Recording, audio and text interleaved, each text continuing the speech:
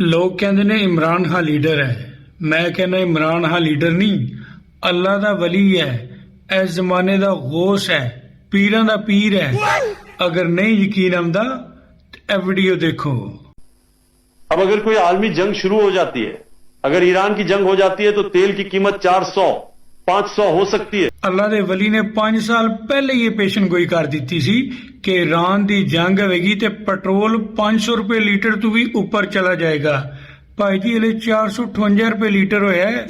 मेरे पाकिस्तानियों, सबसे पहले आपने घबराना नहीं। अल्लाह दे वली दी एक एक गल कही सच होनी है। सिर्फ पेट्रोल नहीं महंगा होंदा, अगे सुनो। ये हमारे काबू में तो नहीं। और फिर जो पाकिस्तान चीजें बाहर से मंगवाता है, मसलन तेल, फिर बिजली, आधी बिजली तेल पे चलती है, वो महंगी। फिर जो हम घी मंगवाते हैं, वो बाहर से जो तेल आता है, जो पाम ऑयल है, वो दुगना हो गया। दालें 70% बाहर से मंगवाते हैं, वो दुगनी हो गई। हर चीज महंगी होगी भाई जी, बिजली, दाला, घ्यो, हर चीज महंगी होगी। दुनिया ते जाब आ गया है। दुनिया ते जाब क्यों आया है कि अल्लाह दे नेक लीडर नूं इन्ना जेल विच बंद कीते है।